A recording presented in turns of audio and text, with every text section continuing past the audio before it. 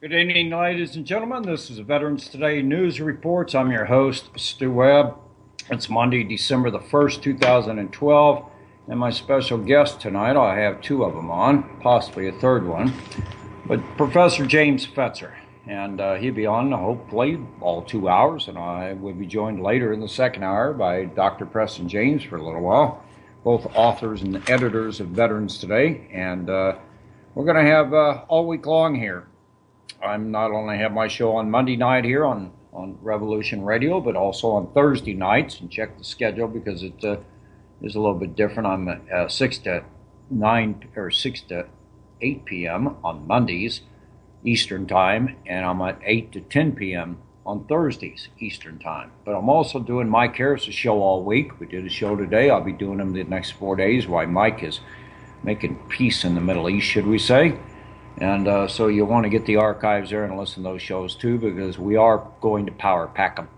So with that said, Professor James Fetzer, how are you this evening, sir?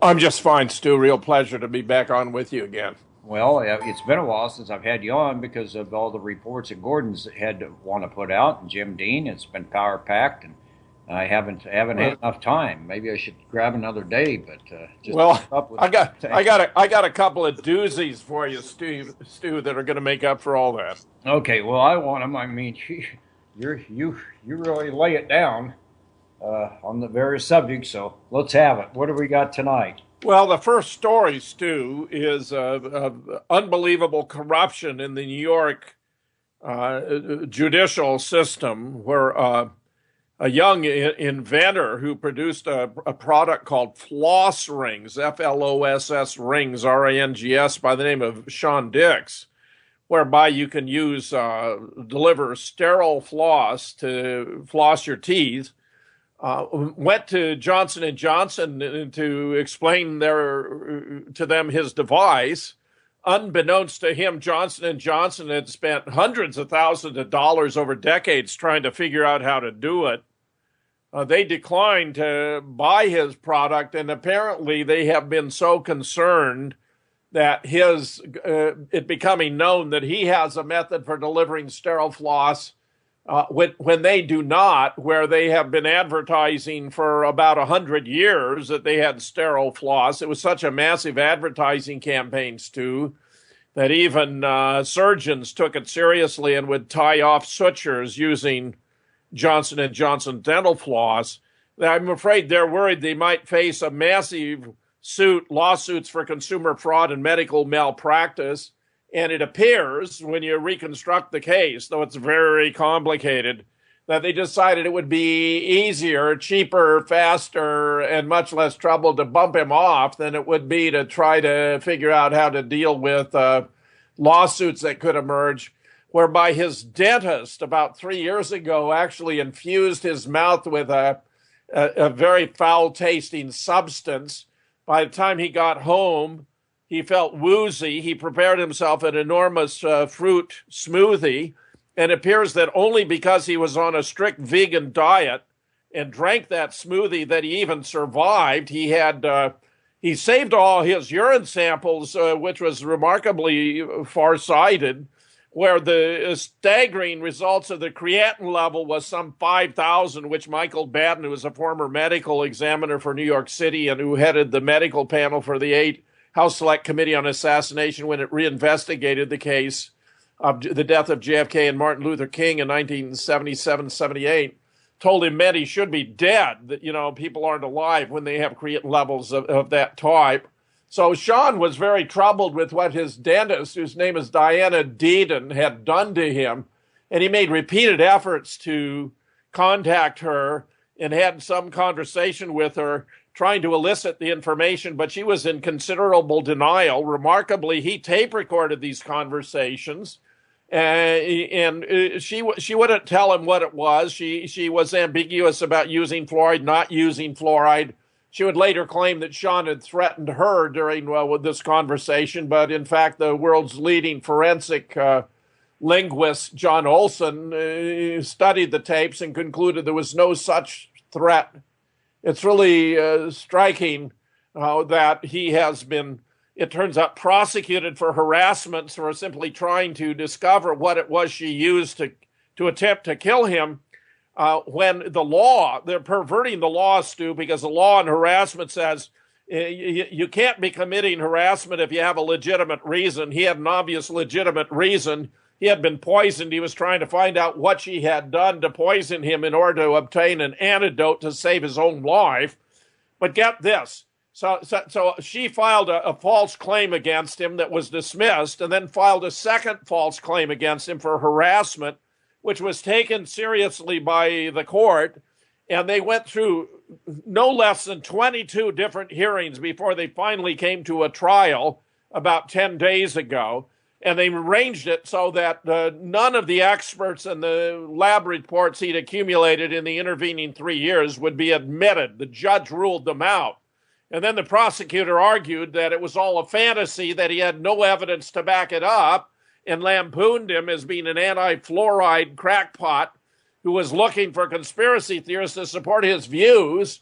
When get this, Don, among those who he had acquired as witnesses were Stephen Godfrey, MD, a forensic pathologist, Steve Kohler, PhD, MPH, a forensic epidemiologist, and Michael J. Norvell, who's a registered toxicologist, 2 local dentists, licensed to practice in New York, Marshall Dicker and Isaac de Tocqueville, who testified that while she claimed, in order to bring Sean in, that she was going to treat a filling in certain teeth, that there was no filling, no decay in the teeth she had specified that needed to be filled, and that he was now losing all of his teeth because of the exposure to this poison. They also excluded Alan J. Solarian, MD, former chief psychiatric consultant to the FBI, and John Olson, PhD, the world's leading forensic linguist, who, on the basis of his analysis of the tape recording of their conversation, that Sean Dix had not threatened Diana Deeden. Even Sheriff Richard Mack has become involved in this, standing by his declaration that the New York Police Department should have accepted Sean's criminal complaint for attempted murder against Dr. Deeden, because every citizen has a right to file a criminal complaint. Can you believe this, Stu? The police have refused to accept a criminal complaint, even though at this point in time, he has the most thoroughly documented case for attempted murder in history. I can believe it, Jim. I've been a political prisoner 10.5 months on false charges of harassing death threats that never occurred. Where's the interstate phone calls? Where's the evidence? They presented a tape. There weren't any death threats in that thing, but that's what happened to shut me down from 4 congressional investigations that I caused in the noise, and they knew there was going to be more. Now, I know a lot of people. I got one girl right now that I've actually tried to reach out to. Husband dies, her mortgage is paid off. They come back in to steal her house, the boys in Denver. What's the next thing? She sues them. Got an attorney, she sues him. She gets a $6 million judgment for damages from an artificially created mortgage that they're coming in and saying that they own her house. So what does the judge do? He puts her in jail for a year to silence her. They got her on diesel therapy. They're shuffling her around from prison to prison. This is the judicial system.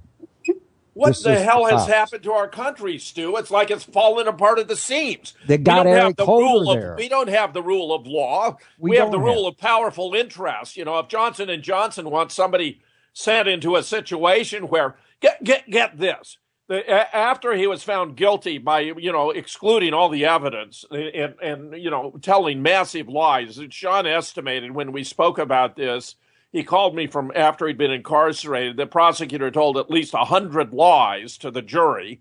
They immediately incarcerated him for a nonviolent offense. This is supposed to be harassment or stalking. I mean, they're both ridiculous claims. But not only was he immediately incarcerated, but because he's on this precarious diet, if he even drinks New York City water, Stu, I'm sure it has such a level of fluoride that it would kill him. His body has been ravaged by the effects of this compound, which turns out to be a custom blend, Stu. This is further evidence that what we're talking about here is an assassination attempt. It's a custom blend of fluoride and benzene that is not even detectable by normal screening procedures, so that they could use this to murder people, and the normal medical examiner would never detect it. What Sean did once he found himself in the situation was to buy apples and oranges so he could have enough food to survive, since he's on this special vegan diet. So they raided his cell and they took all his apples and oranges and threw them away. You know, Jim, I went to the FBI and reported Leonard Millman, my ex-in-law, for loan sharking and money laundering in 1986. It started for me in 84. And in 86, after I did that, driving down the road, and all of a sudden I got stopped by a cop for supposedly running a stop sign that I never ran. The next thing you know, my car is being impounded, and I'm being hauled to jail on a stop sign ticket. And I hadn't had any tickets in like 20 years, a couple speeding tickets when I was a teenager. The next day, I'm arrested on DUI. The next day, a DUI, and I wasn't even drinking. I'm one of the very few people that got 13 DUIs in 2 weeks and 40 other traffic tickets. They were all beat. It cost me $50,000, all because I reported him to the FBI. Daddy Bush's partner. I mean, the country is just falling apart. I mean, it's become so decadent. I can't believe. I mean, it doesn't deserve. It no longer deserves our respect, Stu. It doesn't. Not the Justice Department. And these criminal judges, take the federal judges. I have an attorney over here that I know, a good friend, Brett Landreth. He was illegally disbarred. They made the excuse on some other case, but it was because he sued Jeb Bush's Novation LLC. They nearly killed him. They actually killed somebody that pulled in a parking lot in his apartment complex less than 2 years ago, shot him in the head, and he was due to arrive any moment. Someone else, by mistake, pulled in his parking place, identical cars or similar, and they killed him. He had a friend that's been helping him, another attorney, that was just illegally disbarred. The federal judges in this country, where most of them were appointed by either Bush Sr., Clintons, or Jr., that's the problem that we have.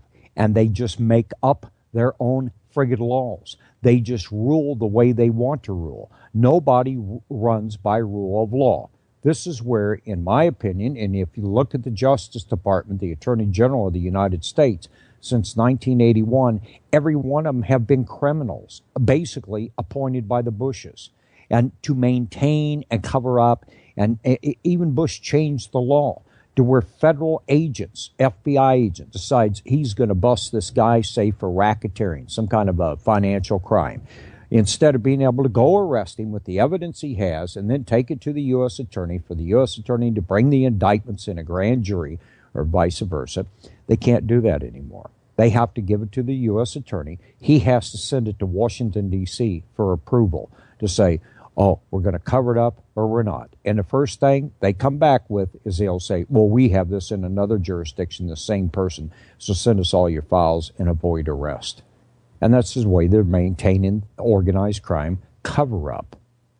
This is what that Ted Gunderson clown, ex-FBI, 50 attorney generals had him stealing from little old ladies, going in and taking their estates and stealing them, and he was getting his cut and pumping the rest to the Bushes.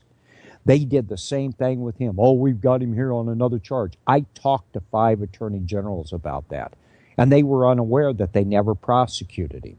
That's the reason they didn't, because they were told by the attorney general they were going to prosecute him and had other charges pending against him that they hadn't brought out yet, other indictments. This is the way the crime syndicate works. There is no justice in America.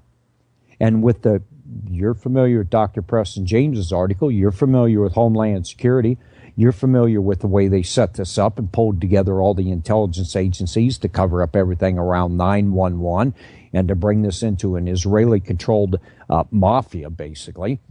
That's the problem that we have on the streets. And this is one of the things the blacks have encountered, the Afro-Americans in this country. And this is the reason they're yelling and screaming, because they look at the Ferguson incident as being totally illegal, that they can't get justice. They go down the street and they're harassed daily. So what we've got to do is we got to have a cleanup. The only thing I see, Jim, between me and you, if our military does not do it, which I hope they do, and I hope the government continues to work to cleanse itself, like with the 2,800 officers that have been relieved.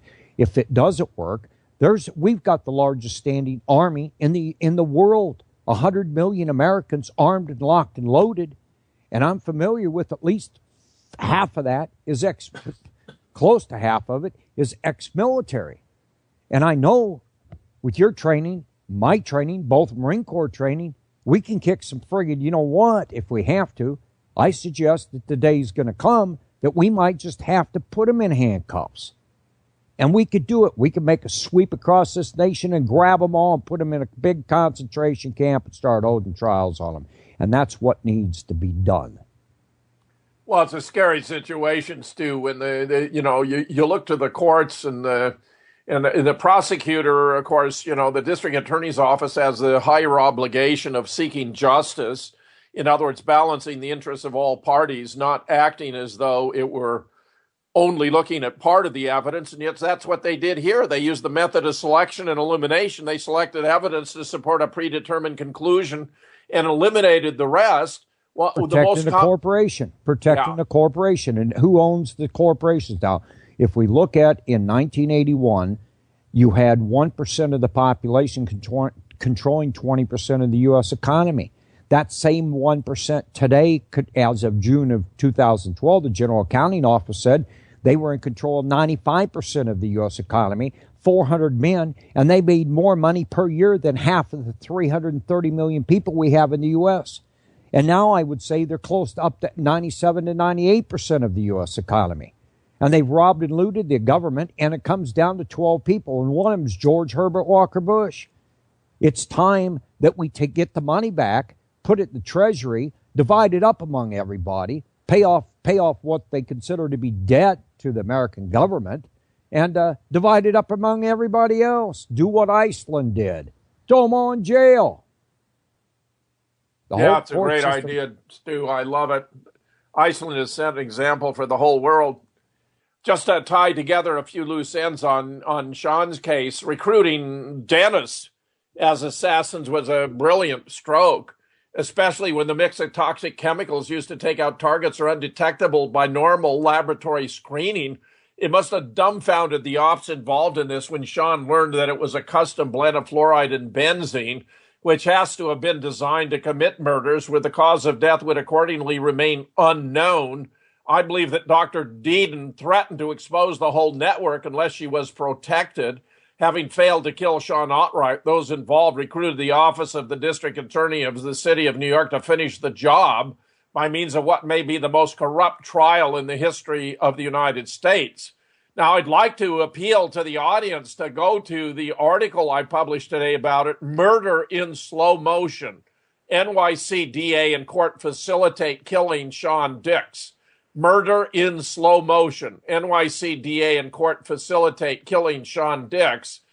Because I have given links to and a phone number where you can contact the office of the district attorney and the mayor of New York City. And I just say, if you think this is an outrage, if you think that, realizing this could be you rather than Sean Dix, that Sean Dix represents all of us, that a grotesque abuse of the judicial process requires protest, speaking up, speaking out against it, then I would be enormously indebted if you were either to call the office of the district attorney. I provide it there.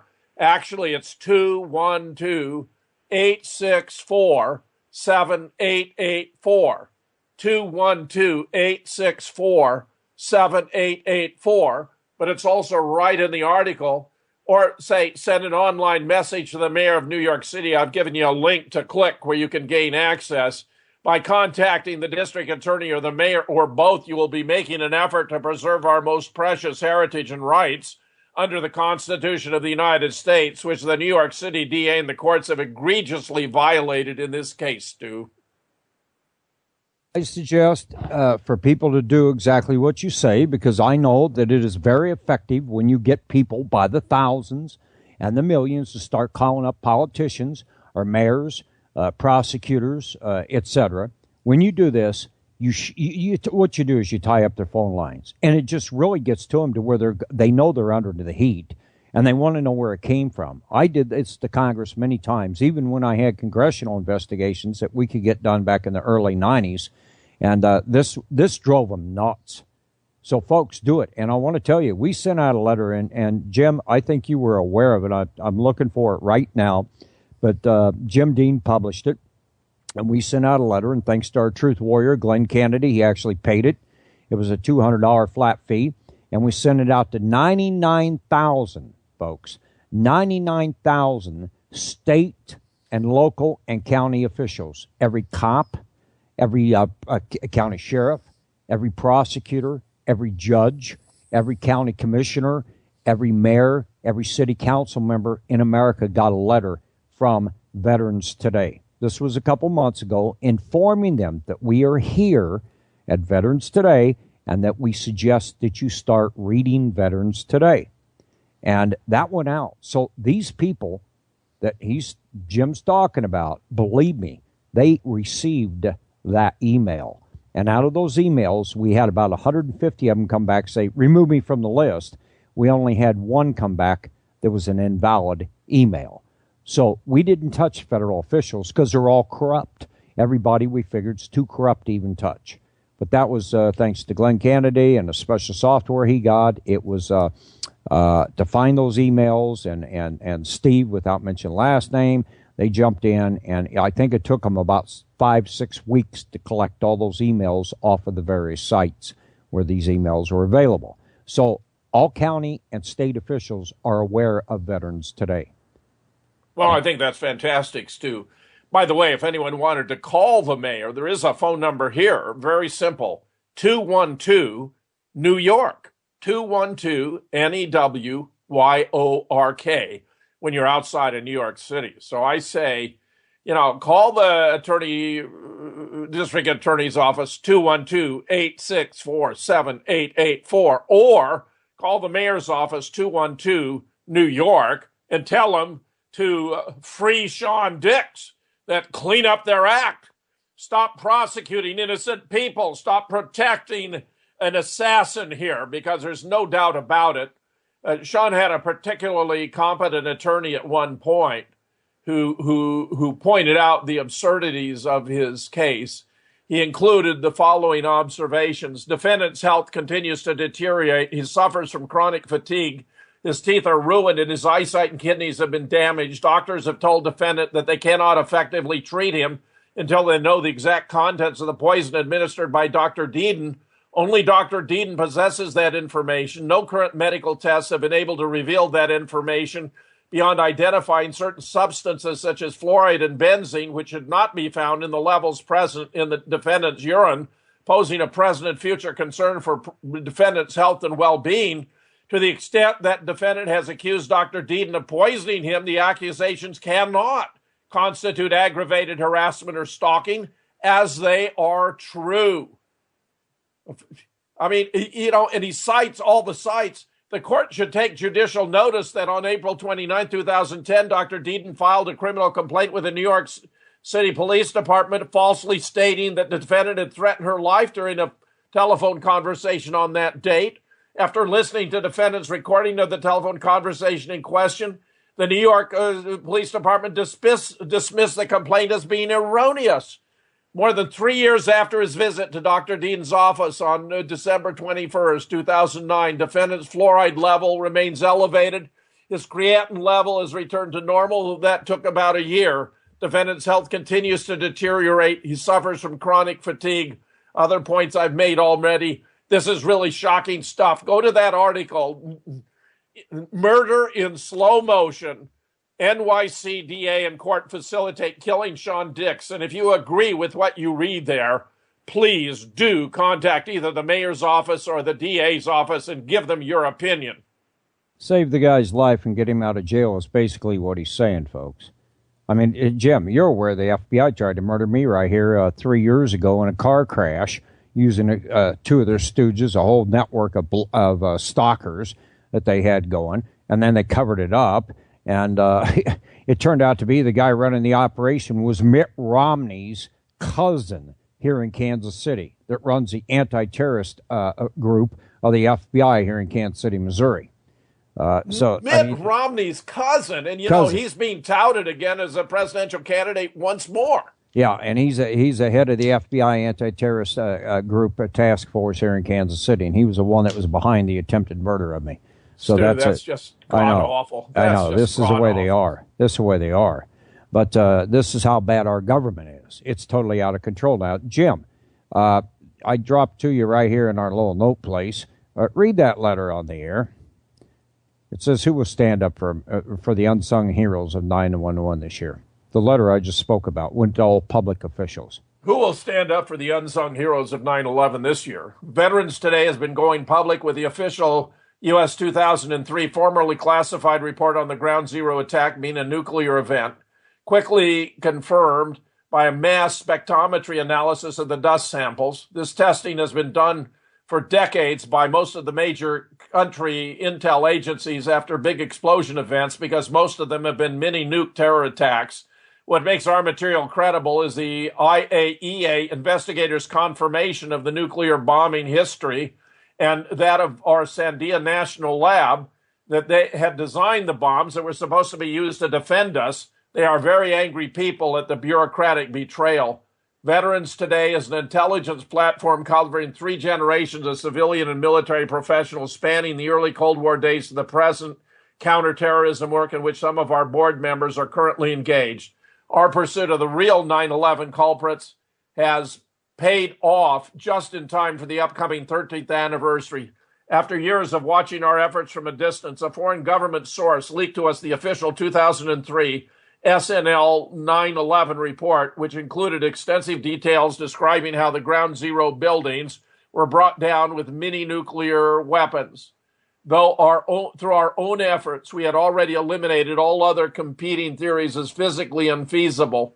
We had many clues, like the molten granite under the towers, which only the heat from a nuclear blast could have done, and later the burst of radiation and nuclear particle ingestion illnesses that began showing up in the population and being covered up with purposeful misdiagnoses.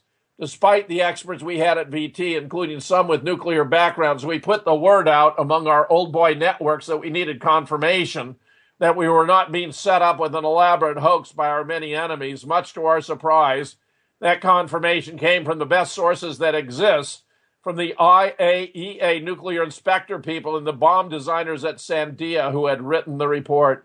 These people not only confirmed that the report was real, but worse, that the nuclear fingerprints found in the dust samples showed that warhead material had come from decommissioned stockpiles.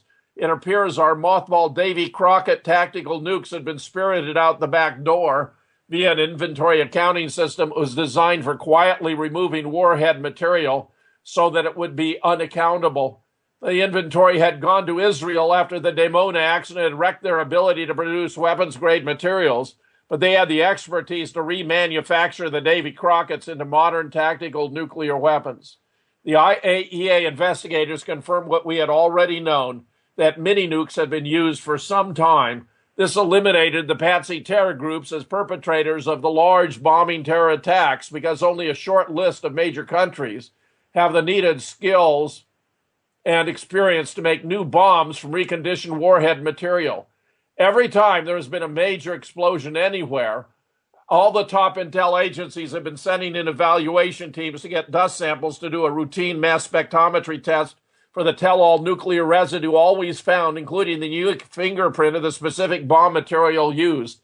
Their dust samples provide data points to add to the database of previous explosions. Here is a partial list of the false flag suicide truck bombings that were mini nukes. This has been an ongoing terror campaign, and not only was nothing done to pull the genie back into the bottle, but the American people in the world were never told anything about it, which made it easier for these to continue. The barricade of the U.S. Marines and French paratroopers in Beirut, Lebanon in 1983. The Alfred P. Murrah Federal Building in Oklahoma in 1995. The Egyptian Embassy in Abbottabad, Pakistan in 1995.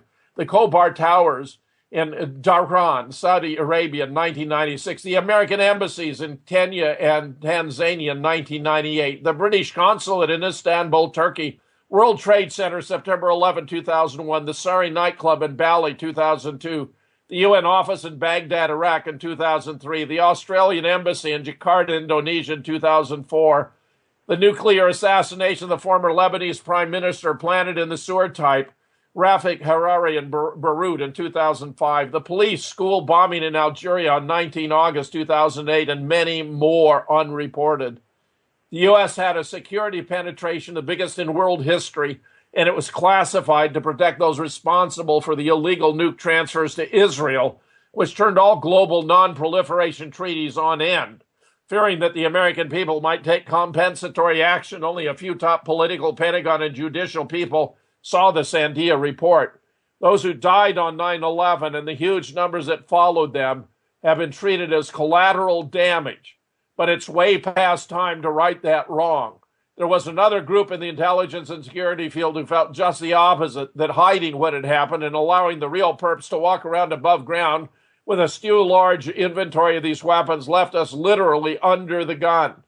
The other problem was the long-running stand-down in America regarding Israeli espionage prosecutions, due not only to the political embarrassment, but also because of high-ranking Americans in all branches of our government who have assisted them for many years. The stand-down on the prosecution was actually a recruiting tool for them, showing that they were untouchable. Mass media have so far blacked out our entire series of articles. We have not had a single call from many of them wanting to know more. Fear is the underlying cause in many cases, because we are talking about serial mass murderers here who have nothing to lose by killing a few more. But not all are afraid. We will play the hand we have been dealt, but we cannot see this thing through a successful resolution without your help. We are asking you to work with us in hunting these people down and securing their remaining weapons before they can be used. The first place to start is a mass public demand that the Sandia National Lab report be made public, and that all the classified Israeli espionage files that our FBI friends say will reveal the whole story also be released. We will never be safe without facing up to and cleaning up this horrific part of our history.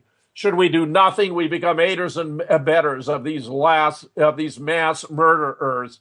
No one here at Veterans Today will ever do that, no matter what the risk or the cost. It's time to hit the reset button on 9/11. We have a growing series of articles already published that expose the gory details. For those with a stomach to read them, Jim Dade, managing editor on behalf of Veterans Today. That went out to 99,000 public officials, state, county, and your local governments, folks. 2 months ago. If that didn't wake them up, get their attention, I don't know what would, Jim. Do you? That's pretty tough to overcome. That's quite a statement, I must say. 99,000. Quite a statement, Stu, and very, very imposing with, impeccable sources cited. Oh, you're an expert on 911. You've played the expert on 911. You've seen everything. You've seen all the trolls.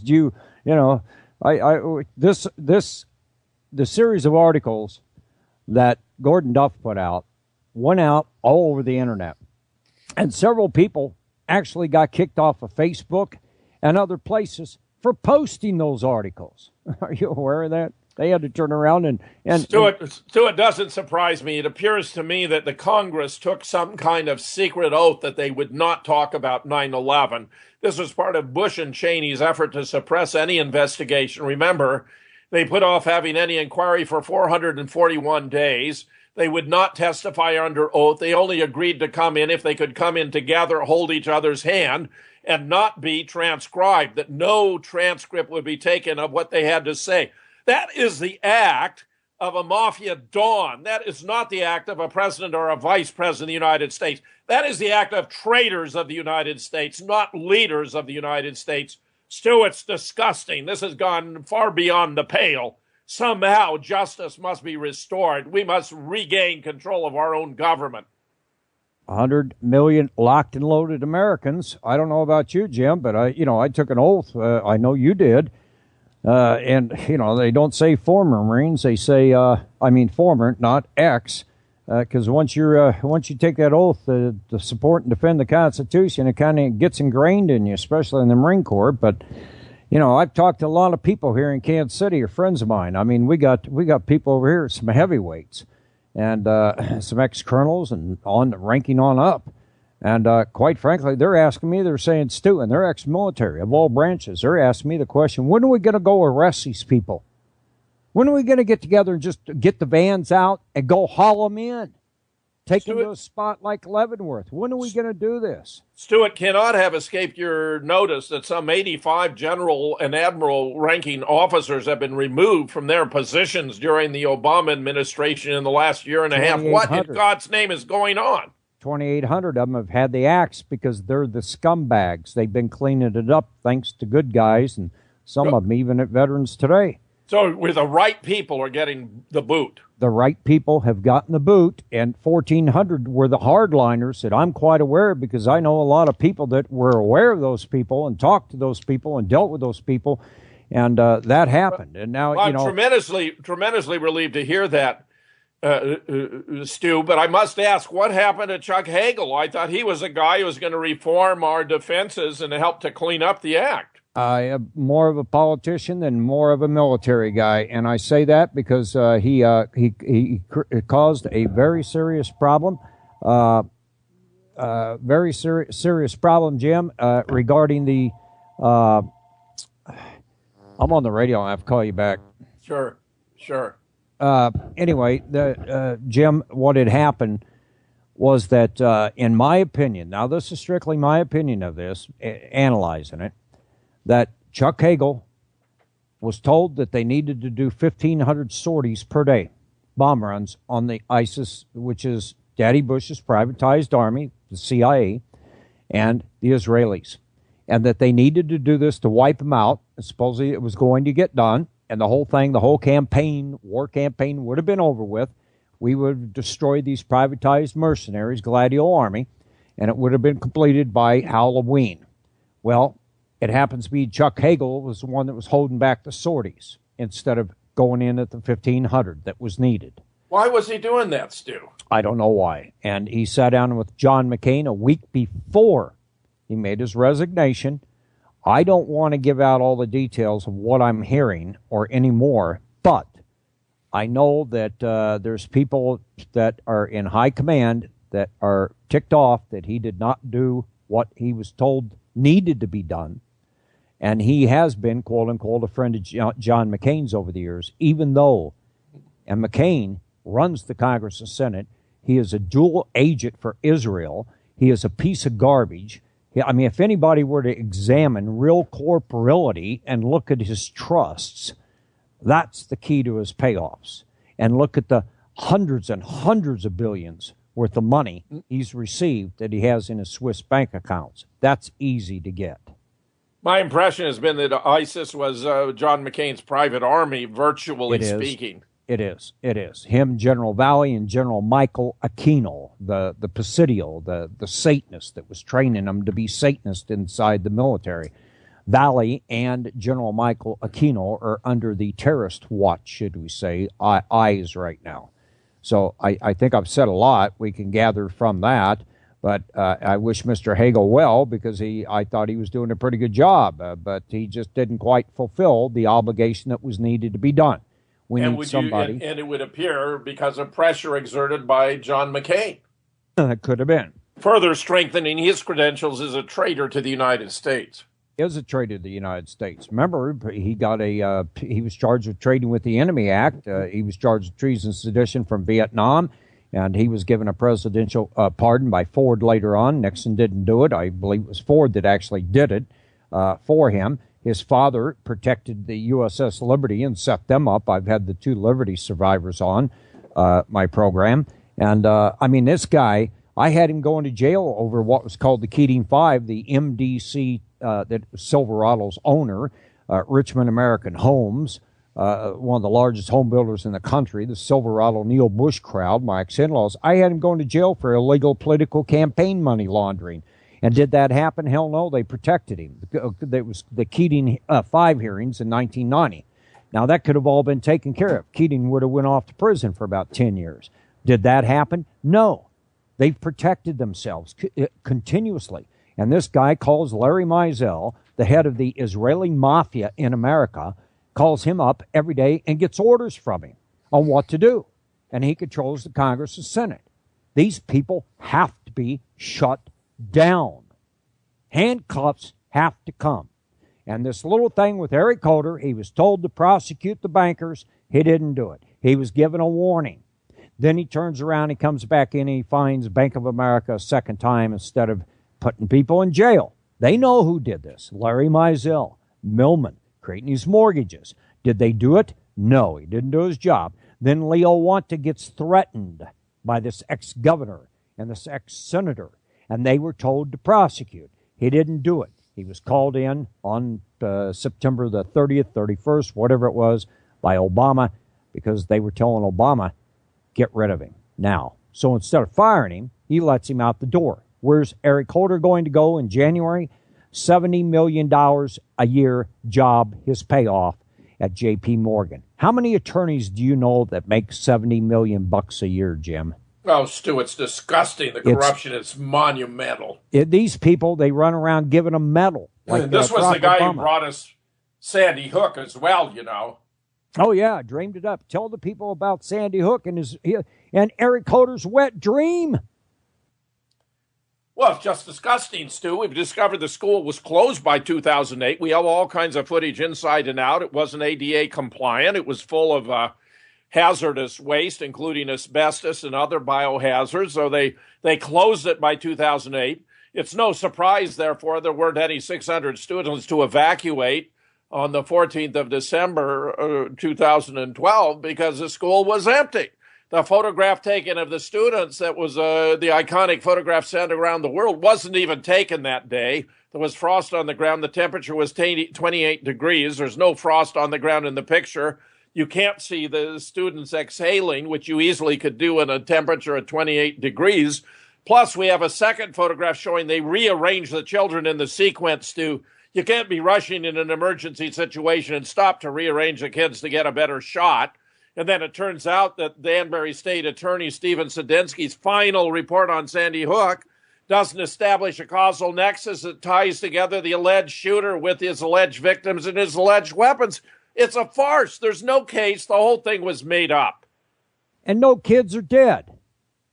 Joy upon joy. No children died. In fact, we even have a former school safety expert who had contacts in the Obama Department of Education who contacted them about his concerns, and they confirmed that it was a drill, no children died, and it was done to promote a gun control agenda. And you can find that online under the heading Sandy Hook Redux.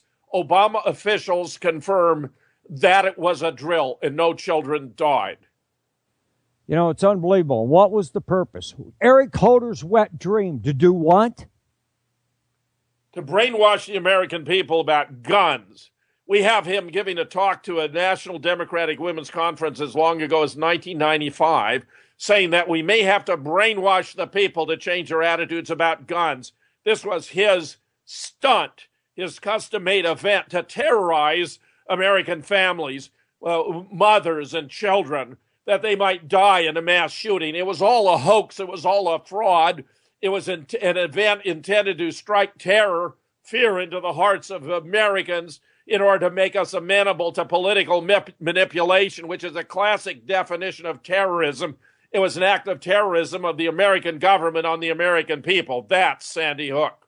To take the guns.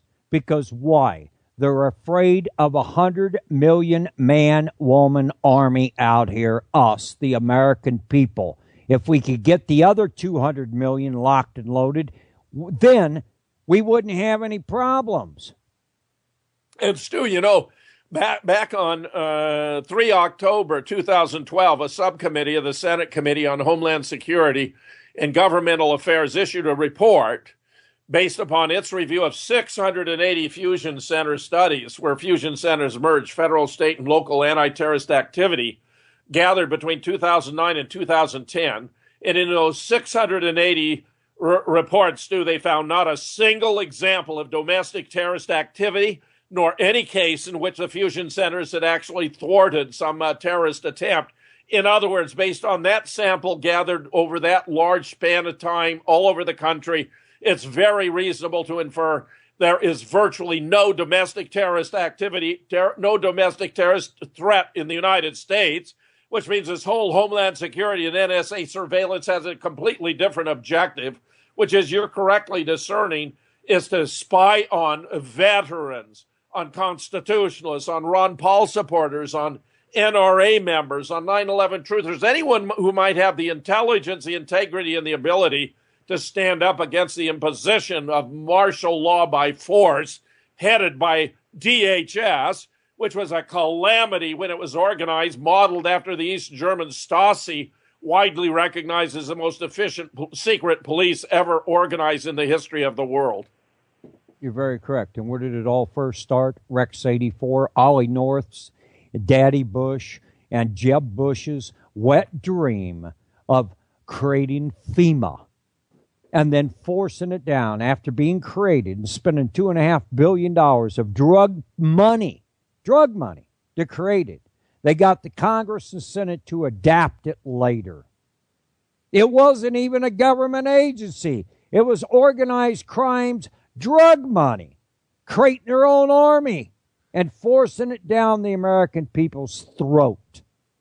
And Stu, it absolutely dumbfounds me that anyone could take Jeb Bush seriously as a prospective presidential candidate. We have had enough travesty of this United States from Bush 1 and Bill Clinton bringing us NAFTA and the WTO, and then Bush 2. I mean, our involvement in the Middle East, precipitated by the fabricated events of 9/11, which were brought to us by the CIA, the neocons in the Department of Defense, and the Mossad, was a complete outrage. With the demise of the Soviet Union in 1990-91, the military-industrial complex needed a new boogeyman. What could do better than some shadowy, elusive terrorist force that doesn't even have any geographical boundaries? When you need a new terrorist attack, you can arrange one. Think of the Bali bombing. That was to induce Australia, which had not been sufficiently enthusiastic about the war on terror, to climb aboard. It was to get the United States to do the dirty work for Israel in the Middle East by taking out a series of countries that had not attacked us. It was a perversion of our foreign policy, making us the servants of another nation. I don't think the situation has ever been more despicable in the history of our country. Okay, Jim, I'm going to bring in Dr. Preston James. He's been listening to the show, and he was possibly going to join us. I'm going to have him join with us because he's done some stuff on Homeland Security, and you two are good friends. But, we've got to do something about this. I mean, if you look at what the future is, they've already designated Jeb Bush to be the next king of America, or Queen Bitch, I call her, Hillary Rodham Clinton, the lesbo. And nothing against any of you lesbians out there, but this is a facade, what we have going on. We got two drug dealers, both of them. Hillary laundered $2.5 billion through M&L business machines in Denver, Colorado, of drug narcotics money. I can prove it. I have the evidence and the account numbers of where the money went. She set up trusts for the Bush crime syndicate to hide their identity, foreign trusts to keep from paying income tax. Norman Philip Brownstein and 5 other CIA counsel underneath George Bush controlled that when he was CIA director. You've got the Clintons and the Bushes in Mena, Arkansas, with Ollie North and the drugs and guns and weapons and computers, selling them all over the world, doing terrorist activity. You've got the Clintons murdering Ron Brown, Hillary on the ground herself, setting the beacon to make sure his airplane crashed in the side of that mountain. Other repeated offenses of murder. You have Gene Chip Tatum that is quite aware of several of the murders involving Jeb Bush and Hillary Clinton because he was in teams for the government that did foreign hits on terrorists, true terrorists. It goes on, and it goes on, and it goes on. And the American people, half of them sit in front of the TV, the other half listen to this program and or other programs and go to the internet for their information.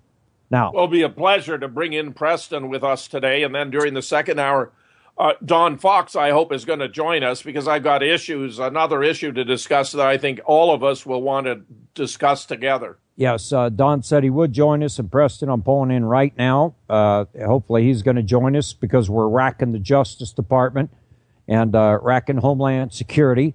Preston, you there? Doc, unmute your mic. Are you on with us? Well, until he gets his mic unmuted there, Jim, go ahead. Well, the points you've been making are impeccable. I mean, the very idea of Jeb Bush, George Herbert Walker Bush at one point confided to a reporter that if the American people knew what they'd done to this country, they'd they'd be chased down the road and lynched. I mean, he's aware of that.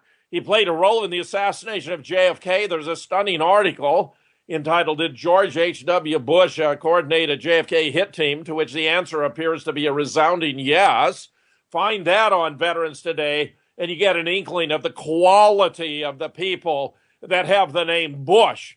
They felt a rivalry with the Kennedys, but the qualitative difference was so enormous it could only be overcome by treachery, deceit, and deception brought to us, especially in the form of George Herbert Walker Bush, who also was the point man for the Eisenhower administration in organizing the Bay of Pigs, which was codenamed Operation Zapata. Just happens to correspond to the name of the family oil drilling business. Two ships were rechristened, one Barbara, the other Houston, just before the invasion, and where reports about the invasion were sent to George Bush of the CIA. They claimed it was another George Bush, and there was a second George Bush in the agency, but he was a file clerk, not anyone involved with operations. We know who was involved there. We know he was involved in Dallas on 22 November. We have a photograph of him standing in front of the Daltex building. We have a photograph of Edward Lansdale walking past the three tramps where Lansdale was responsible for assassinations all over the world. We have a third photograph of Lansdale waiting to speak to George H.W. Bush. The two of them appears to have been the coordinators and supervised on the ground in Dallas to take out the 35th President of the United States on behalf of Lyndon Johnson acceding to the presidency to benefit all of their sponsors, including the CIA, the Joint Chiefs, the anti-Castro Cubans, Eastern establishment surrounding the Fed, the Mafia, the Texas oilmen, and even Israel. Hold the thought right there. Professor James Fetzer. We'll be right back, folks. And we're back, folks. This is Veterans Today Radio News Reports. I'm your host, Stew Webb. We're in the second hour. This is Monday, December the 1st, 2014. And my special guest, Professor James Fetzer, Dr. Preston James. And we're going to be joined by Don Fox shortly, who works with the two of them. And we're going to have some interesting conversation. But Preston, I want to hand the mic back to you, the listeners that were here the first hour, and let you finish up where you were at. Dr. Preston James to join us because he's written a lot about this and about Homeland Security and all the other problems. But go ahead, Jim Fetzer. Well, I'd like to ask Jim a question. Jim Fetzer, you've gone through this Sean Dix case with a fine-tooth comb, and the more you dig, the worse it looks. It's just amazing. How can the legal system in New York City be this corrupt where they can allow a dentist to attempt to murder a patient as a favor for a large company? This company Johnson & Johnson has a problem now with this. It made thousands of lawsuits against it for selling faulty hip joints. And, the company's going to have major problems from this for a long time. Many, many, many millions of dollars in damages. But, it's amazing. This is just another story of David and Goliath, where you have a big company that will do anything to protect their business at any cost. So, the question is if people start digging, what are they going to find there? Have there been some secret investigations of top management at Johnson & Johnson? Were they involved in some criminal behaviors in the past? Gee, could be. Might be time for people to start digging a little bit, Jim. What do you think? Are you there, Jim? Jim Fetzer, are you on with us? They might have cut him off. I had my mic still muted. Okay, that's okay. I think that Preston is raising some extraordinarily important questions. As I may have mentioned earlier, it must have dumbfounded the ops when Sean discovered that this was a custom blend of fluoride and benzene. In other words, it was designed to murder people and then turn out to be undetectable under normal screening. I'm convinced that Dr. Dean would threaten to expose the whole network unless she was protected, and that they use the judicial system to put Sean into a position where they can kill him, because now his body is so fragile, having been wreaked by the effects of this fluoride benzene poisoning, that if he even drinks the New York City water, it's going to have enough fluoride to finish the job. And he, went about methodically accumulating apples and oranges to stay on his vegan diet. And then the guards raided his cell and took them all and threw them away. I mean, this is proof positive in my judgment that they are using the courts as an instrument to kill him when the assassin didn't finish the job. So I think that Preston is raising really serious questions about J&J. It seems to me that these major international corporations like Coca-Cola, Pepsi, J&J and so forth have close ties with the intelligence agencies because they're everywhere and function as spies. I've heard rumors about the highest echelons at J&J. I'm not in the position to verify them, but they cast a rather appalling character over their morality or lack thereof and their predilection to engage in pedophilia. That is what I have been told. Let's talk a little bit about this dentist, Jim. Has anyone checked her record to see if there's any other complaints or if she's had any other mysteriously ill or dead patients? And does she have any known ties to the Mossad? Are there people that suspect that she's a Mossad hit woman, because the Mossad's known to use hit women to murder people all over the world? I mean, is there anything that's been dug up on her in the background that's suspicious? Jim, those are a great set of questions. I'll talk with Sean about that, because going further on Deedon would be a great idea if we can only get him into a situation where he's safe and secure. My primary concern for the president has been to protest this gross abuse of the judicial system and to take any measures that can be taken to benefit Sean from the abuse of the judicial system. So that I'm encouraging everyone, go to the article Murder in Slow Motion and check out, all the evidence presented there, which is simply overwhelming. And then if you're so inclined, contact the Office of the District Attorney, 212-864-7884, or of the Mayor of New York City, 212-New York, and give them a piece of your mind. Tell them to free Sean Dix. This is a most grotesque abuse of due process and violation of rights I've ever encountered, Preston. Jim, has anyone done a background check on this lady? Does she have known ties to the ADL or any of these Israeli terror groups inside the United States, like AIPAC? Has anyone shown any ties to that, or has she taken a lot of strange trips to Israel? I mean, it'd be interesting. Has anyone really looked into her background, who she hangs around with? I think those are great questions. Preston.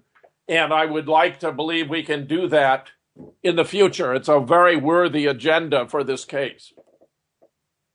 Well, the real problem here is the U.S. Department of Justice is so corrupt, as Stu has mentioned many times. Until we rout these criminals out of there, haul them off in chains, we're not going to ever have any justice, because they should be arresting these crooked judges in New York and these crooked prosecutors. Now, this goes back all the way. You and I both have a friend that has told us that knows a lot about what happened in New York City for many years, and we know that it's totally corrupt, top to bottom.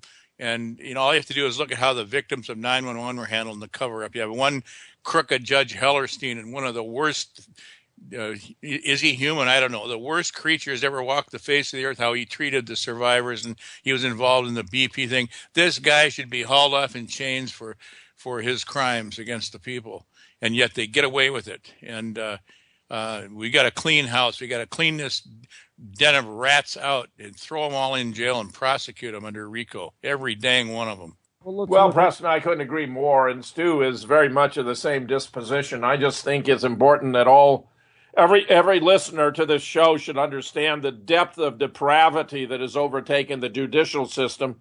And, of course, it's happened in Washington, D.C., too, where the influence of the Mossad, really, of the American-Israeli Political Action Committee, they call themselves a Public Affairs Committee. It's the very lobby that JFK believed ought to be registered as foreign agents, exerts its overwhelming influence on Congress in relation to foreign policy. And let's look at how bad New York is for a minute. We got Bernanke, the police chief, former police chief that went to jail for income tax evasion, and we had the mayor. That was Giuliani. Carrick. You're talking about Bernard Carrick. Yeah, Carrick, and Giuliani, the former mayor, that Gordon Duff said, without speaking their names, the mayor and the police chief were in the planning stages of 911. How bizarre is this? And these people are walking around, they're talking about putting Giuliani up against Jeb Bush as a stooge game. Yeah, he likes to dress up like women too. He thinks he's real cute in a woman's dress. You think maybe something's wrong with the guy upstairs? Huh? Maybe? Yeah. You're a professional. You're a doctor of psychology, so retired. Tell us what his mental problem is, Doc. I'll tell you, it's called being crooked and corrupt. They got to him. They compromised him. Maybe they dosed him. Maybe he took a trip to Israel and got some BZ in his drink. Who knows? Obviously, he's sold out. That guy's completely, totally corrupt. He's a liar and a murderer. I mean, that's enough, isn't it? It's a lot. We need to do something about this. We've got a country that nobody can get justice in this country. There's no judicial system to get it in. And unless you've got the money to buy the judge off, buy a prosecutor off, buy whoever off that you are trying to go after for whatever reason to get justice, that means we're in a different state and a different world than what the U.S. Constitution says. What do you think, Mr. Fetzer? Oh, absolutely, Stu. The Constitution seems to have been tattered and torn and left in abeyance, but the Patriot Act was perhaps the most severe hit. And then they brought along Sandy Hook to undermine the Second Amendment, Boston bombing the Fourth Amendment. They have been going at it hammers and tongs. It's hard to believe, but it no longer appears the United States is a nation of laws. It's a nation of oligarchs, of the rich. We have a government of, by, and for the rich. It's got nothing to do with the people and their rights any longer. And, I got a website that's been terrorized for months, and I have the evidence of 1 year I'm getting ready to publish. And I found out who it really is. And it seems to go back to the FBI in Kansas City and Homeland Security in 3 locations. And the numbers were assigned to them. And, guys, we're going to find out whether the government wants to do their job. If they don't, well, I'm going to see you someplace, and you're not going to like it because I'm going to have the TV camera there when I put you in handcuffs myself and make my citizens arrest under Missouri laws. But there's other things going on. Here's the thing. This criminal cabal, it's a RICO crime syndicate that is over in our country, run by a joint partnership between the Bush crime cabal, which became prominent when it murdered JFK, Martin Luther King, and Bobby Kennedy, and many other, including Senator Wellstone. It became prominent and held power and made a joint partnership with the International Zionist Crime Syndicate run out of the city of London and through Israel. Now, these boys have got some bad news coming, and I'll tell you why. Because they've been peddling this counterfeit money since 1913, this crap, and calling it money, and it's fiat debt notes, and they try to envelop the whole world in a web of debt. Guess what, boys? That you're coming to the end of the railroad line here. The rest of the world is hip to this game. They're done with you. And we got the BRICS nations now, 137 countries that have either signed on or sent letters of intent, and that even now includes England, France, Germany, Italy, Spain.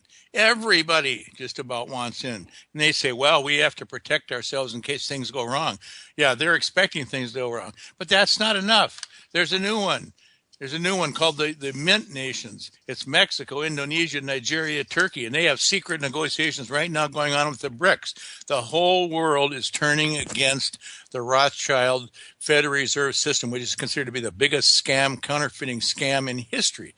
And basically what's going to happen is the United States is going to be pushed out into the cold. The whole thing is going to collapse, and the rest of the world is going to go after these banksters one way or the other. Their days are limited. They are going to go after them. Now, if we don't do something ourselves, we can end up getting nuked over this. You know, it's because the rest of the world is plenty angry. We're aggravating Russia. At a minimum, Russia and France are dumping intel files every day. Russia has complete NSA raw feeds, all of them going back to Vietnam, and they're going to dump them all. And we're going to find out who did what when. Everything, movies, you name it, phone calls, everything. It's all coming out. And there's going to be a lot of politicians that are going to be heading for the hills when this stuff starts coming. We've already gotten quite a bit. You've already seen a lot of it on Veterans Day, but there's more coming. There's so much more coming. And so it's going to be curtains for these people. It's closing in fast, whether they can hang on a year, 2 years, 3 years, who knows? They got the plunge protection team. They can keep pushing. They've got these complex algorithms, these computer programs that short-stop sales and delay them for a fraction of a second while they put in their own transactions, and that's how they can kite the system up. So now we have the federal government owning over half the stock market artificially. It's all fake. One of these days, the whole thing's going to crash. They cannot prop this crap up forever. And of course, as soon as free energy comes in, which was within a few years, the oil companies are going to just be out of luck. So the whole thing is in flux. Their days are limited. They're too stupid to realize it, but the end is coming at them from all sides. Hopefully, the American people can get control so we don't have to go down with their sinking ship of fools. And that's, Doc, I'm in agreement with a lot of what you said, but the American people, if they don't pick up the tab now and start doing something about it, seriously, and the only way to do this is, I believe, arrests is the key. We are going to be attacked. We haven't done it. We've stood by. Most people stood by, not the ones here on this radio, but many people stood by and did nothing. And they have got the whole world now hating us. Stu, I got a question for Don Fox. I've enjoyed his articles. Are you there, Don? I am here. Okay. How great do you think a risk is of Israel starting World War III using all these stolen nukes? Is this over, or do you think these people are nutty enough to pull more of this stuff? Well, I think right now the immediate danger is kind of past, but I think long term that's really something to be concerned about. I think if Syria falls, then you better keep an eye peeled on the Middle East, because the next stop is Tehran.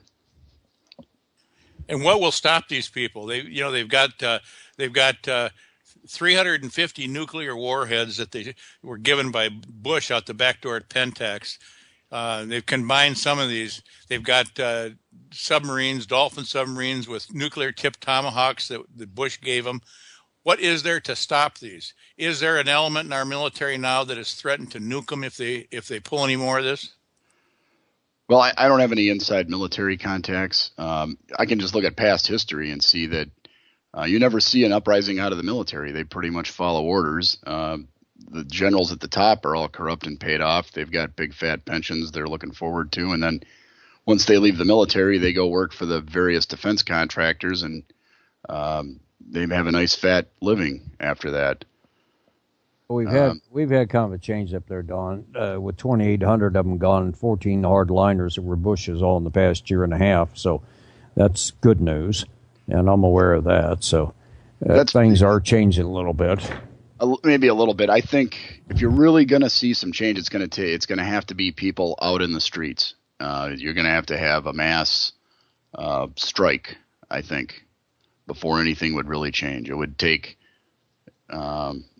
probably 1 million, 2 million, 3 million people marching in the streets. How about 100 million people out there with guns and duct tape for handcuffs? That would work, wouldn't it? Well, they're disorganized. That's the problem. There's no organization there, so it's people all spread out. Disorganization, though, makes them even more dangerous because that's what won the Revolutionary War, is that the British could only fight linearly, and the Minutemen shot them from all sides. They did not know how to deal with it. The same thing with the Romans when the Huns overran them.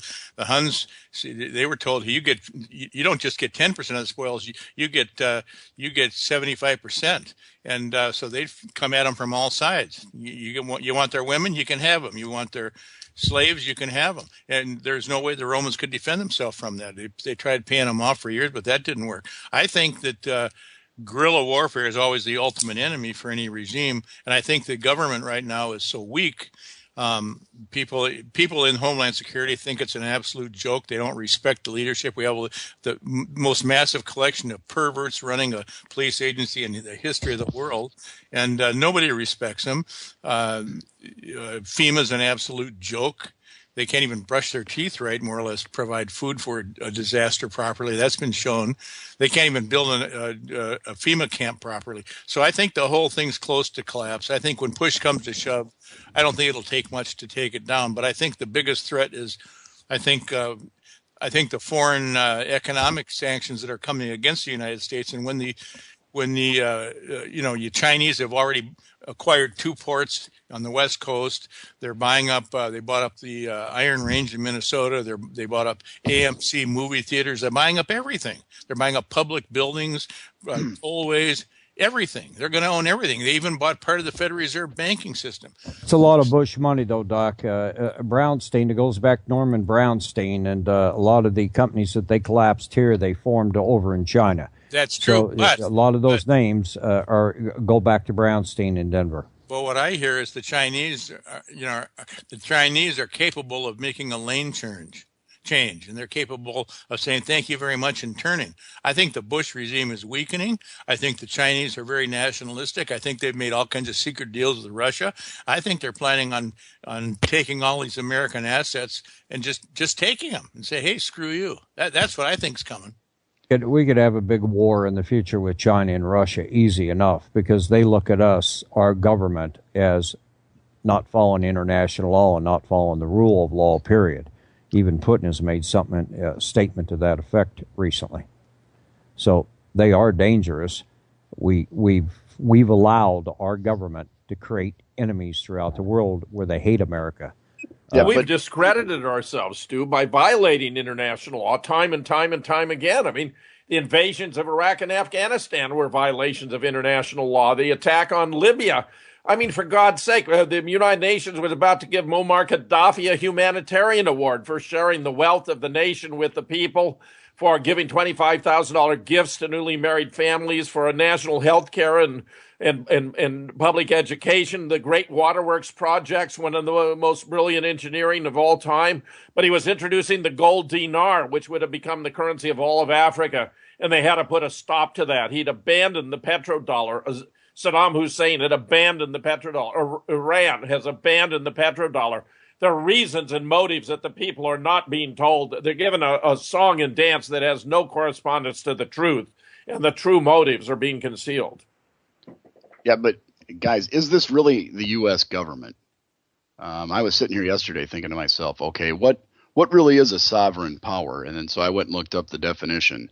Okay, so on the per the freedictionary.com, sovereignty is the power of a state to do everything necessary to govern itself, such as making, executing, and applying laws, imposing and collecting taxes, making war and peace, and forming treaties or engaging in commerce with foreign nations.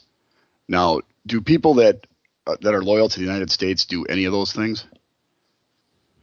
Or is it our Zionist overlords in Israel, Tel Aviv, who write the laws, collect the taxes, because the income tax goes right to the Federal Reserve?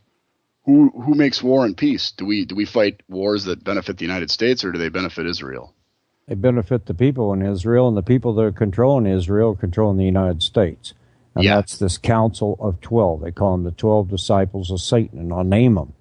One is George Herbert Walker Bush. Another is Leonard Moulton, Larry Mizell, Henry Kissinger, David Rockefeller, Meyer Rothschild, Bill Grace of Grace and Company, Anwar Ben Shari, the head rabbi in Israel, Pope Benedict, that resigned over his sex scandal with kids and his little the pedophilia scandal, as well as his human sacrifice, Paul Warburg, and a guy named Patrick Wu, W-U or Y-U, however he spells it, the Chinaman. And I'm missing one or two of them. There's 12 of them. I don't know who the others are, but those are the main ones. Oh, Paul Warburg and Meyer Rothschild. I'm still missing, like I say, one or two of them. Now, those are the 12 men that are controlling 92 to 98% of the economies worldwide right now from all their frauds that they've done for the past 30 years, their financial frauds. I don't know what anybody's sitting around for. They're easy to get. Most of them are here in the United States, except Warburg and Paul Warburg and Anzar Ben Shari, and those two can be found in Europe and Israel. So those would be easy enough to get. The rest of them, I don't know why they're not in handcuffs. How come people haven't put them there? Drug them to the streets, one location, brought them to justice. We're going to have to hold trials on these people. And I'm not saying that our entire government, we got 60% of the population of the United States that are working, the ones that are working, out of that 300 million Americans, I think what we have, 130 million people working in America, and 60% of that work for governments, that is federal, state, and local governments or contractors thereof. The other 40% work for private corporations, which are these people, the 12 that are controlling the money now. They only controlled 20% of the GMP in 81. Now they're in control of roughly 97 to 98%. General Accounting Office said in June 2012 they were in control of 95%. And they've stolen it. And 400 men now make more money per year than half the entire population of the United States, which is estimated to be 330 million. I mean, this thing has to be turned around. And we're going to have to do it this year. And we're going to have to do it soon. Because if we don't, we will end up in World War III. And we will get smacked by Russia and China. And it's not going to be a pretty picture over here for Americans. It'd be easier to take it to the streets in secret, just go out and pick them up. Set a date and go do it. Put them in handcuffs and drag them to one location and put the guards around them and start bringing them up for trials. Well, as of 1815, the Rothschild banking family controlled half of the world's wealth. That may have been true, but here in America, and it's you just pointed out, it's even worse now. Bad. It's all over because they created almost $5,000 trillion worth of artificial derivatives based on $100 trillion worth of artificial mortgages that had $100 trillion worth of the artificial insurance policies hooked up to them. I know who did it and how they did it. So that's the problem that we have, and we need to take them down. The men that I named need to be taken to justice. They need to be brought to justice. And then there's 10,000 underneath it. Leo Wanta has the list. Doc, you're familiar with that. And there is a list that they have out there of nearly 12,500 of them. I think Mike Harris might have the list, too, of who are at the top of the crime syndicate that would have to be brought to justice. But there are a lot of politicians that need to be brought to justice for their past deeds, and that can be done later. But every federal judge in this country, every federal prosecutor in this country, and we have many of the attorney generals on the state level and many of the governors are so corrupt, it's pathetic. They need to be brought to justice. Take Ferguson, Missouri. I don't know why the people aren't down there arresting their public officials, all the city council, the mayor, and everything. Why they're not doing that. Well, Stu, you got to remember now, if you want to get technical about this, our government under the Patriot Act, and actually they've been doing this for years, they've been signing, it used to be just the president, but now you have law enforcement officials signing what's called signed findings, and they're making judgments that individuals can be assassinated under national security. They used to only do it in foreign countries. Now they do it in this country. Now, technically, these people are enemies of the state. They're foreign espionage agents. They serve another country. If they want to use the Patriot Act, which I think is illegal, whatever, but they have the right to set up a decapitation squad and go out in one day, take care of these people, just take them out. They're going over there and they're killing innocent women and children in Iraq and Syria. Why not turn it on the criminals here? Just make a judgment. These people are foreign agents of espionage, and besides that, they've declared war on us in their own literature and papers. Go after them. See, so that day could be coming because there is an element in our military that has the means to do it. I know that's been discussed, and it's very possible one of these days these people just might start disappearing. We know that there's a secret squad in Europe, apparently linked to Interpol, that has been taking bankers out. The problem is we don't know who exactly it is, and we don't know why. It seems to be random hits on bankers for no reason. It's like they're drawing lots or something. I wish we knew who it was and why were they doing it, but there is no rhyme or reason to it. And but this, whatever it is, there's somebody moving in on the bankers, and they're picking them off about one a month, and they're you know. I wish they go after these 12, the 12 disciples here. Jim Fetzer, you got anything to say on this? Oh, I think you guys are doing a great job of covering this territory, Stu. Hey, okay, now, Don Fox, what's the subject you want to bring up? Since we're having a roundtable here, and it's open mic. Yeah, okay. I've been researching stuff for a new JFK article that I'm working on, and yesterday I came across an article called Gaddafi Points Finger at Israel Over JFK Assassination. And Mr. Fetzer brought up Gaddafi a minute ago, and I thought, well, this is a good time to talk about him for a minute. This is from where did I find this? The JTA.org. If you just Google that article title, it'll bring it up for you. But Gaddafi, here they're talking about him. Quote: speaking at Wednesday at the United Nations General Assembly, Gaddafi implied that Israel may have plotted to kill Kennedy in 1963 because he allegedly wanted to launch a probe into its clandestine nuclear program. And Gaddafi said that Jack Ruby, an Israeli, killed Lee Harvey Oswald. The Libyan leader was quoted by the translator as saying, "Why did this Israeli kill Harvey? Ruby later died mysteriously." The whole world should know that Kennedy wanted to investigate the actions of the Israeli nuclear reactor in Dimona. Unquote. And I think the JFK assassination has gone a long way towards getting this country, or what's ever left of it, into the shape that it's in today.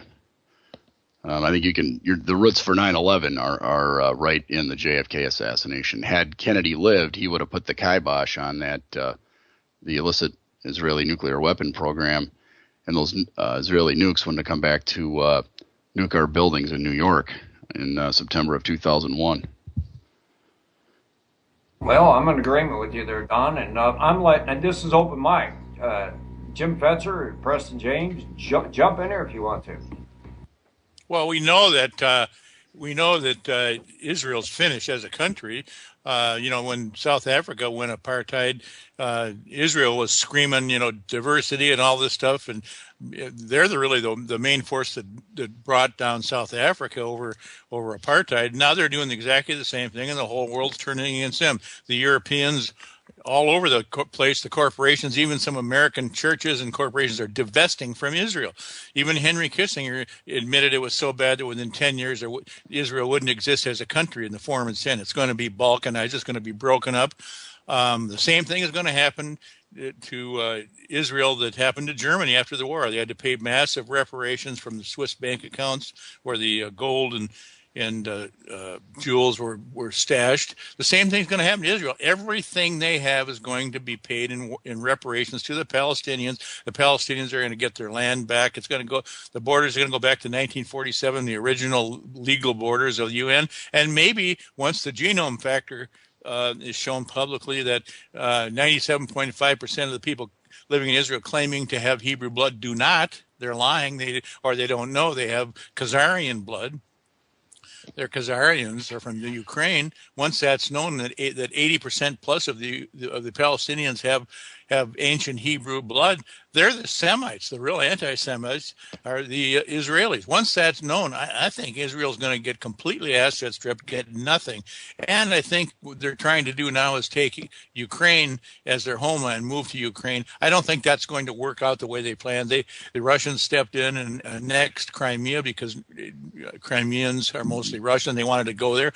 I think what's going to happen, I think Israel's going to get nuked. I think they're going to get turned to glass, and I think they're going to deserve it, and unless they back off now. I hope the good Israelis, because there's a lot of them that are anti-Zionists, want nothing to do with this, persecuting Palestinians. I hope they get out before Israel gets nuked, because Israel is playing with fire with the Russians. The Russians have a whole new bunch of smart weapons that the Americans do not have. The Americans don't even know what they are. They've got high supersonic warheads that can travel, they say Mach 7, but I believe they're Mach 9 or above, maybe up to even Mach 14. These things are hived. Once they turn them loose, they cannot be stopped. They're nuclear tipped. The Americans do not have the capability to stop them. Once something starts up, the American battle fleets will be at the bottom of the sea within 4 minutes. So the bottom line is Israel is going to be hit unless they straighten out immediately, and that means get out of our country and stop stealing all our money, our taxes, and sending us off to the ridiculous war. It's going to have to come down to the Rothschild family is going to have to be asset stripped and held accountable by the world court. They're going to have to be tried as satanic war criminals. And Stu, that's been coming for a long time. The world, everybody but the Americans knows about it. Everybody. It's only the Americans that are stupid. It's interesting what you're saying, Preston, because there's the political rationale for the founding of the state of Israel, which was really rooted in the Holocaust narrative, is now falling apart. Nick Colston has just published a new book entitled Breaking the Spell, in which he applies scientific reasoning to the Holocaust story, which is really rooted in three principal theses. One, that Hitler was attempting to exterminate the Jews and succeeded by putting around 6 million to death. Two, that many of those deaths were brought about by the use of cyanide gas in chambers for that purpose. And three, that the chemical agent that brought about those deaths was Zyklon B, to which the victims were subjected. But the scientific studies that he has undertaken reveal that there's no doubt about 2 and 3, because the laws of biochemistry and materials science, which cannot be violated and cannot be changed, entail that the bodies of those who are put to death using cyanide turn pink, while the walls of chambers used for that purpose turn blue. But none of the bodies from those camps has been reported to have been pink, and empirical examination of the gas chambers has determined that, unlike the walls of the delousing chambers, none of them turn blue, which means that 2 and 3 are not only false, but have been scientifically refuted. And the story of the 6 million appears to be similarly theologically based, not empirically based. There are claims about 6 million Jews dating back to 1890. I mean, there are actually 236 references to 6 million Jews prior to the Nuremberg trial announcement. And in fact, it appears the idea of the 6 million appears to have its roots in a disputed passage in Leviticus that claims that the chosen people will not be able to return to the promised land until 6 million have been consumed in the flames. With World War II, when the Allies bombed the German cities and interdicted the railroad lines and were unable to resupply the camps, which were actually labor camps, not extermination centers. And it doesn't work as a business proposition to murder your workers and get anything done. They were unable to resupply the camps, which led to mass starvation. That fell at the Allies' feet as a matter of responsibility. They were engaging in collective punishment, which ironically was condemned as a war crime by the Nuremberg tribunals. So that, in fact, while there was mass starvation, it was the Allies' responsibility and not that of the Third Reich, where I've just published a new article about this entitled The Holocaust Narrative, Politics Trumps Science.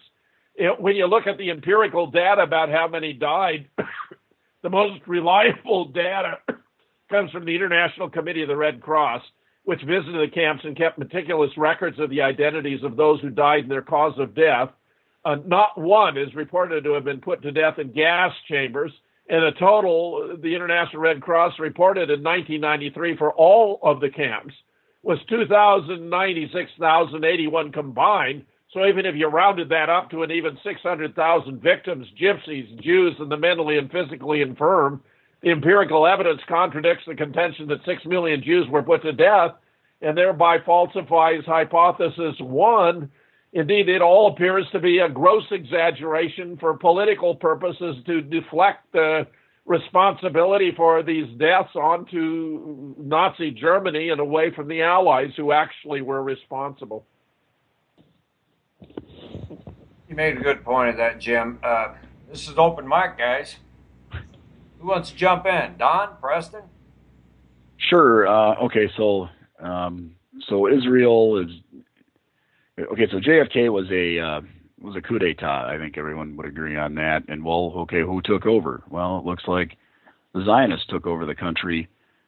Not that they weren't in control for most of the ride anyway, but after 1963, let's face it, pretty much all our presidents have served Israel, and if they haven't served faithfully, they've been run out of office or impeached or intimidated from ever running in the first place. So we don't really have a president that's been loyal to the United States, from the get-go. We had a whole succession. You're right, Don. We had a whole succession of presidents who would never have held that office but for the death of JFK, beginning, of course, with LBJ, but then Richard Nixon, Gerald Ford. Jimmy Carter was an exception. He wasn't supposed to win.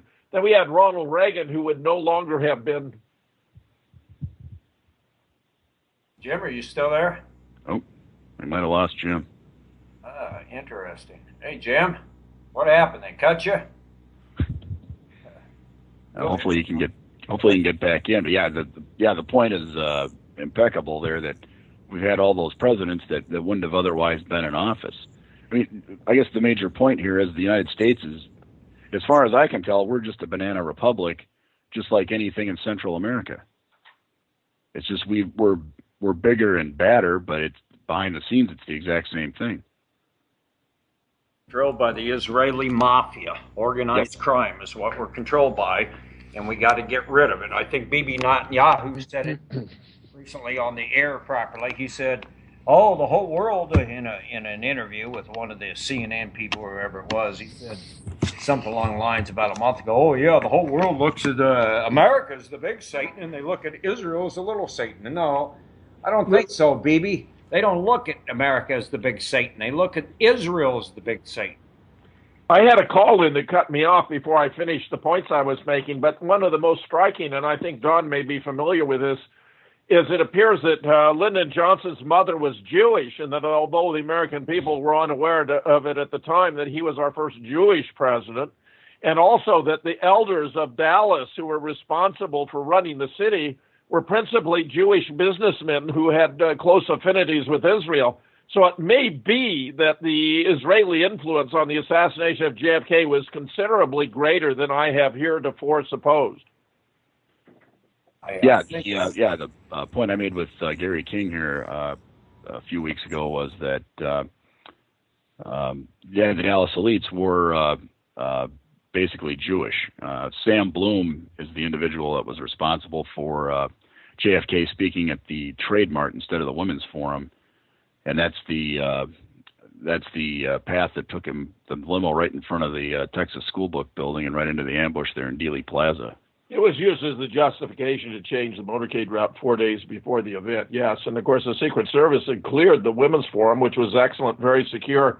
The Trade Mart was not. It had lots of balconies, entrances, and exits, but it was done under political pressure. I think you make an excellent point, Don. And, of course, the idea was if Jack wasn't taken out in Dealey Plaza, they were going to use the Trade Mart as a fallback, and then he was supposed to have dinner or reside at the ranch of Lyndon Johnson. It was the least desirable for obvious reasons, but also the most certain to bring about his death. So one way or another, he was not going to survive 22 November 1963.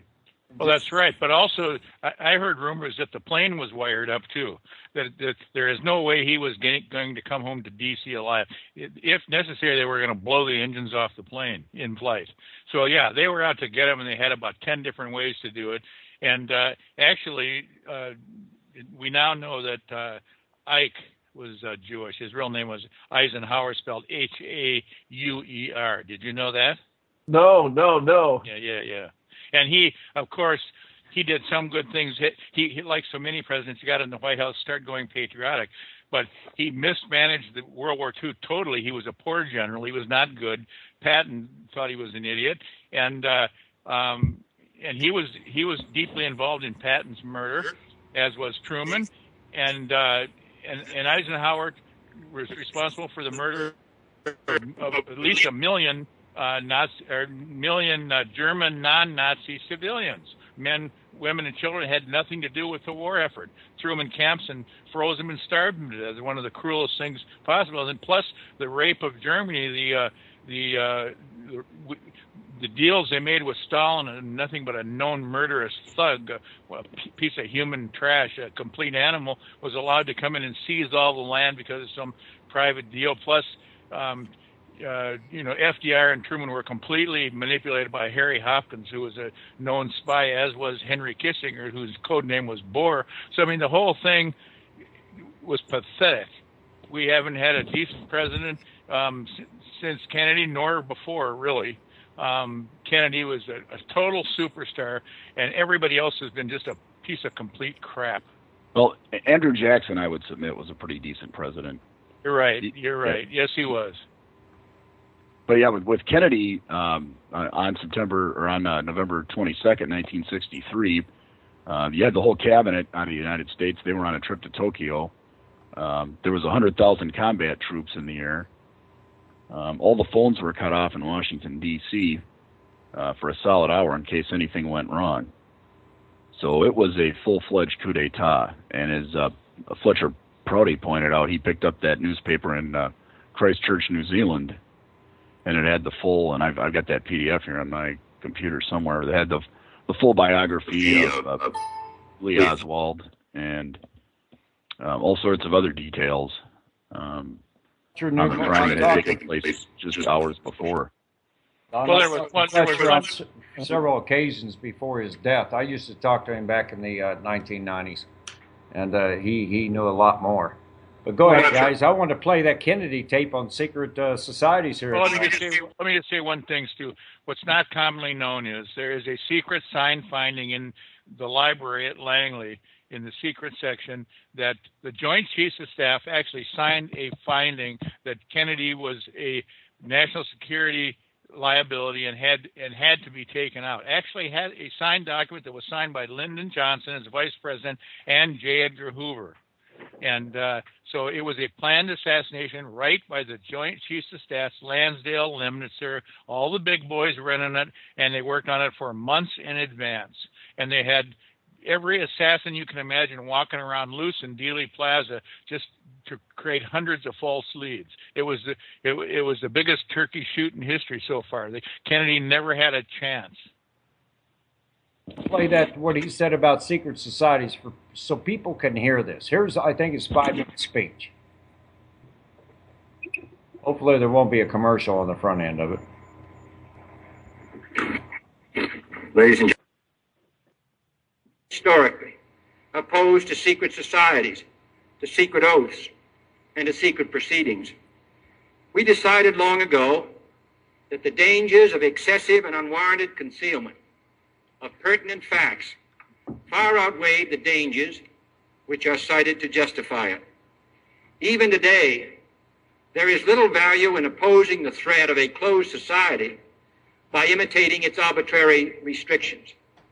Even today, there is little value in ensuring the survival of our nation if our traditions do not survive with it. And there is very grave danger that an announced need for increased security will be seized upon by those anxious to expand its meaning to the very limits of official censorship and concealment. That I do not intend to permit to the extent that it's in my control. And no official of my administration, whether his rank is high or low, civilian or military, should interpret my words here tonight as an excuse to censor the news, to stifle dissent, to cover up our mistakes, or to withhold from the press and the public the facts they deserve to know. For we are opposed around the world by a monolithic and ruthless conspiracy that relies primarily on covert means for expanding its sphere of influence, on infiltration instead of invasion, on subversion instead of elections, on intimidation instead of free choice, on guerrillas by night instead of armies by day. It is a system which has conscripted vast human and material resources into the building of a tightly knit, highly efficient machine that combines military, diplomatic, intelligence, economic, scientific, and political operations. Its preparations are concealed, not published. Its mistakes are buried, not headlined. Its dissenters are silenced, not praised. No expenditure is questioned, no rumor is printed, no secret is revealed. No president should fear public scrutiny of his program, for from that scrutiny comes understanding, and from that understanding comes support or opposition, and both are necessary. I am not asking your newspapers to support an administration, but I am asking your help in the tremendous task of informing and alerting the American people. For I have complete confidence